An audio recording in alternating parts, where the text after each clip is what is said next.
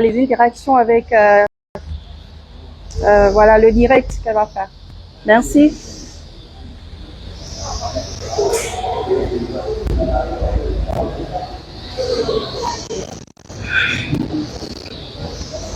On s'habitue jamais, hein. On s'habitue pas.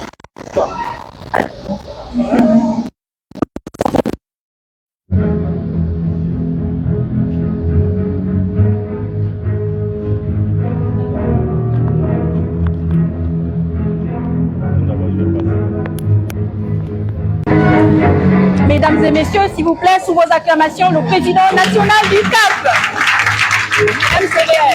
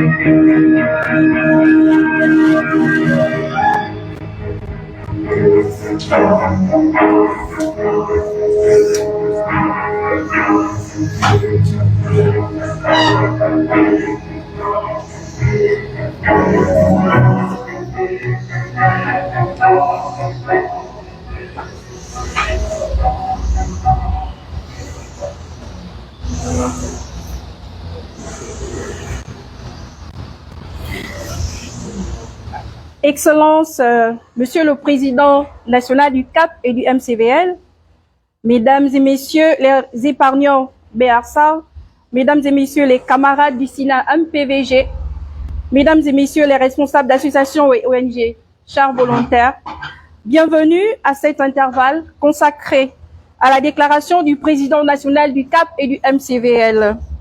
Cette déclaration sera axée sur 4 points essentiels, à savoir BRSA, MPVG, MCVL et le naufrage du ferry Esther Miracle à quelques encablures de nos côtes le 9 mars 2023 dernier. Je suis Neuilly Ngoma pour vous servir. Nous passons la parole au président national du CAP et du MCVL, son Excellence Emmanuel Mbemba, sous vos acclamations, s'il vous plaît.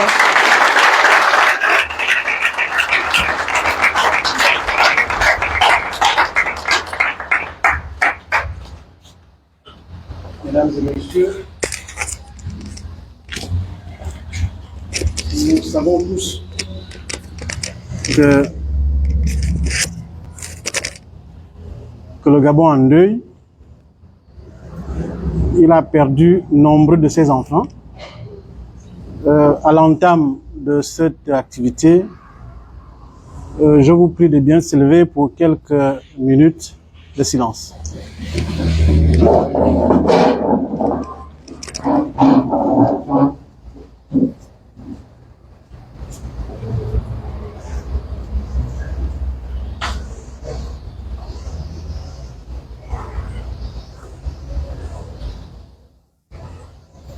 Je vous remercie.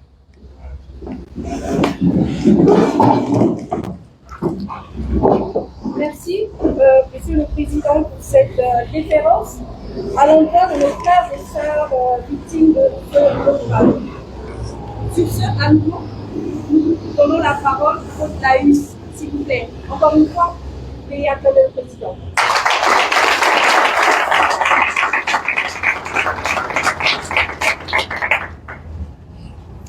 Mesdames et messieurs, mes chers compatriotes,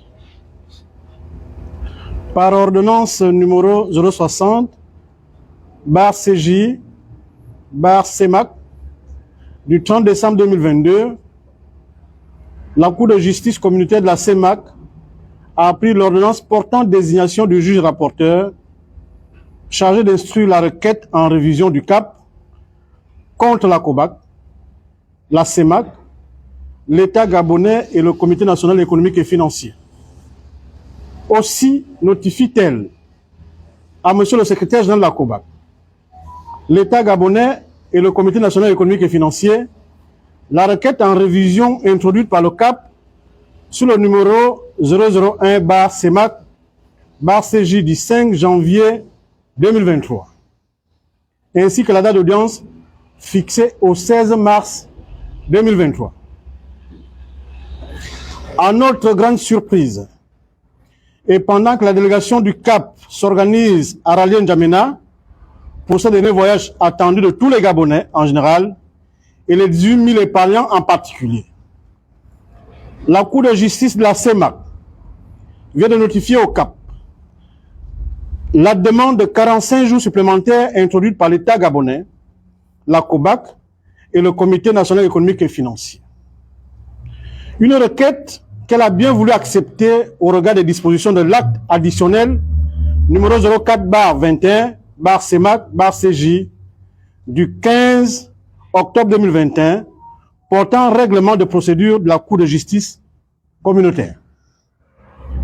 En effet, mesdames et messieurs, mes chers compatriotes, il est plus qu'urgent de se préoccuper actuellement de l'impact économique et social du dossier Bersal au Gabon. Nous constatons malheureusement que les concepts de vol, d'arrogance et de détournement sont reconnus désormais au Gabon comme des externalités positives du projet politique de nos gouvernants.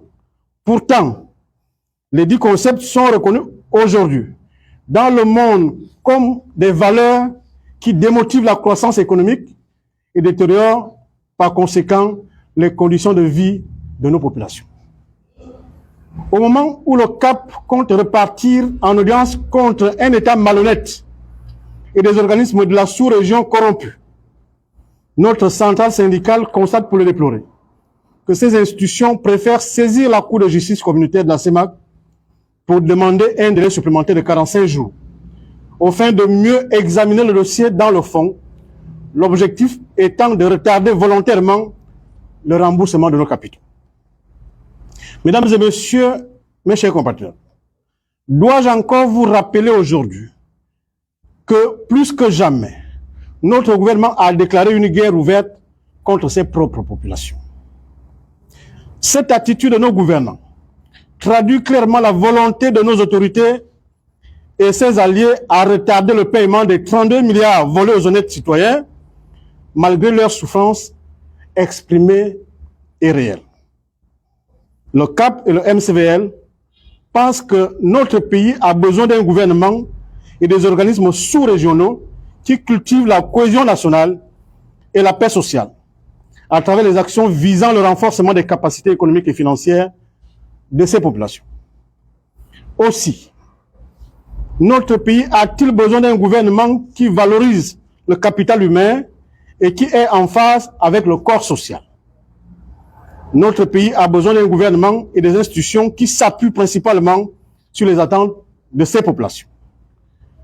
Mesdames et messieurs, chers compatriotes, il nous revient ainsi, à travers ces constats et cris d'alarme des populations gabonaises, de consolider notre détermination et notre solidarité, afin que l'État gabonais, soudainement furieux de constater l'avancée significative du dossier Bersal, puisse enfin rembourser vos capitaux et payer le dommage subi par ces populations depuis plus de 5 ans.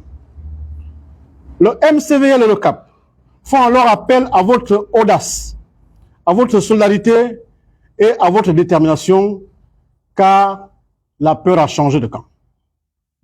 Mesdames et messieurs, chers compatriotes, malgré toutes ces stratégies adoptées par nos autorités gabonaises, en complicité avec la COBAC et la CEMAC, de faire échouer ce dossier, nous sommes finalement arrivés à l'échéance souhaitée par tous les Gabonais, c'est-à-dire convoquer simultanément l'État gabonais, le Comité national économique et financier, la COBAC, en intervention forcée devant la Cour de justice de la CEMAC.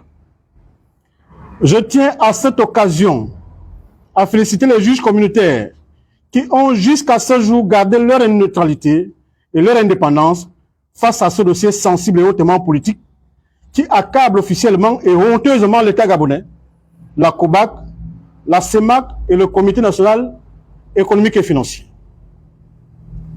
Eu égard à tout ce qui précède, le CAP et le MCVL attirent l'attention de la communauté nationale et internationale des menaces physiques, morales, professionnelles et politiques dont le président Emmanuel Mbemba fait désormais l'objet depuis quelques mois pour avoir accepté de défendre ses compatriotes en détresse et qui ont été violemment escroqués et volés par leur gouvernement, l'État gabonais, la COBAC, la CEMAC et le Comité national économique et financier. Mesdames et messieurs, chers compatriotes, malgré les 45 jours supplémentaires sollicités et accordés aux instances précitées, le CAP et le bureau de Noé restent sereins quant à l'issue de ce dossier et vous donneront dans les tout prochains jours une nouvelle date de l'audience qui cadrerait avec les 45 jours sollicités par les institutions précitées.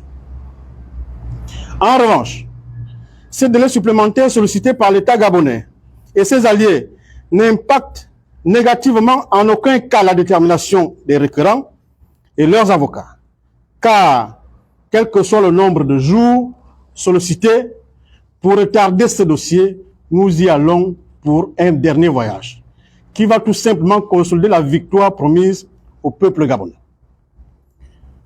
Sur un tout autre plan, en ce qui concerne le différend qui oppose les salariés de la société Mille Panel et leur employeur, nous voulons rappeler au ministre du Travail que le CAP avait déposé une demande d'audience à son cabinet pour solliciter son intervention personnelle suite au licenciement abusif de 240 salariés gabonais par les employeurs français et hollandais.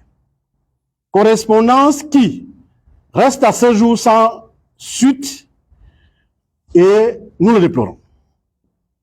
Cette situation de négligence du ministre du Travail vis-à-vis de ses concitoyens dont il exerce la tutelle, nous conduit ce jour à interpeller Monsieur le Premier ministre chef du gouvernement et à solliciter son intervention personnelle afin que ses compatriotes transférés par la société Rouget Gabon à Mille Panel trouvent très rapidement une solution. Ainsi, le CAP invite tous les travailleurs de Mille Panel à une assemblée générale le mardi 14 mars 2023 sur un site qui leur sera indiqué dans quelques heures.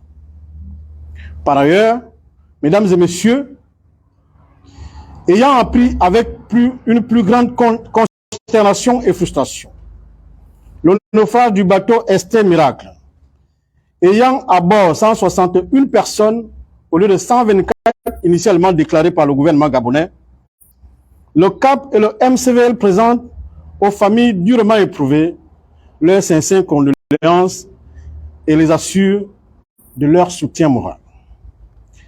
Mesdames et messieurs, ce naufrage traduit véritablement l'échec et surtout l'absence d'une politique de transport au Gabon et le niveau élevé de négligence de nos populations par le gouvernement gabonais. Comment comprendre, chers compatriotes, qu'un accident survenu à 3 heures du matin trouve les premiers secours qu'aux environs de 7 heures du matin? À quoi servent les équipements de la Marine nationale dont on vante les mérites lors des défilés du 17 août? Pourquoi toujours autant de retard d'intervention à chaque catastrophe au Gabon? Autant d'interrogations qui inquiètent malheureusement le CAP, le MCVL et le Gabon tout entier. Face à cet énième drame, le CAP et le MCVL demandent sans condition la démission du ministre gabonais des Transports, d'une part, l'observation de 3 jours de deuil national par décret pris en Conseil des ministres, d'autre part. Enfin, mesdames et messieurs, après l'interdiction par le ministère de l'Intérieur du premier congrès ordinaire du MCVL, du fait de sa non-légalisation, notre mouvement sociopolitique, respectueux des textes en vigueur en République gabonaise, annonce la tenue du dit congrès du 6 au 7 mai 2023. Ces assises, mesdames et messieurs, faut-il le rappeler, vont réunir les volontaires de liberté venant de toutes les provinces du Gabon, sans distinction d'origine sociale, afin de permettre au Gabon d'avoir un instrument de mesure objective et concrète d'une politique qui cadrerait avec les véritables aspirations issues de la société civile dont le peuple gabonais a besoin. Vive le CAP et le MCVL, vive la République, je vous remercie.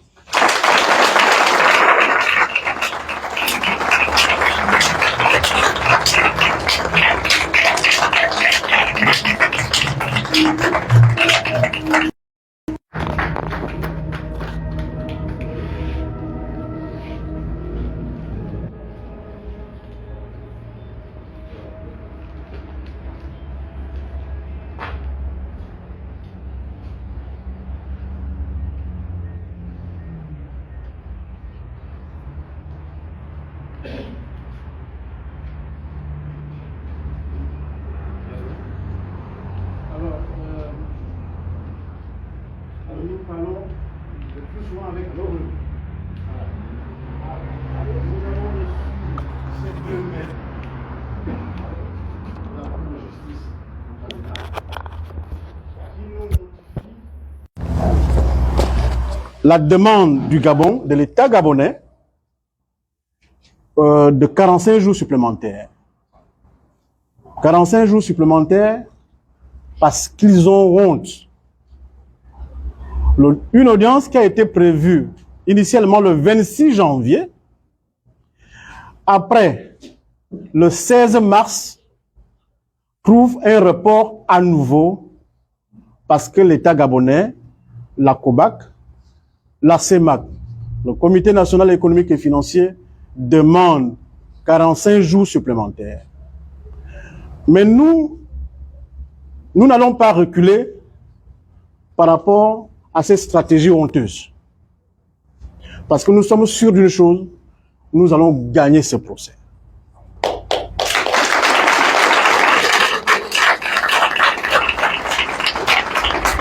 Et s'ils tiennent à nous tuer ou à nous enlever du fait la défense de ce dossier, nous allons mourir pour la République. Parce que nous connaissons que notre gouvernement est très violent. Est très violent. Et je le dis sans gants. Je le dis, nous sommes en direct et ils m'écoutent. Ils ont cultivé la violence. C'est pour cela que depuis que nous avons pris la charge de ce dossier, ils sont derrière nous avec des menaces physiques, matérielles et professionnelles. Je ne sais pas ce qu'ils voudraient gagner à la fin. Quand on sait que dans quelques semaines, dans quelques mois, ils vont solliciter ce peuple pour les voter. Et ce peuple va encore aller voter ces gens-là qui vous maltraitent. Mais nous remplissons notre mission. C'est ce que je voulais vous dire. Merci.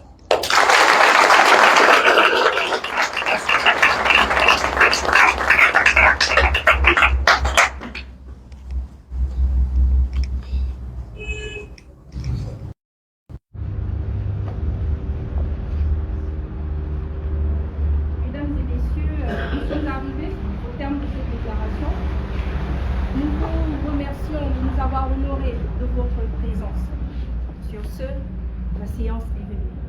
Mais je vous prie d'acclamer encore une fois notre cher président ici, s'il vous plaît.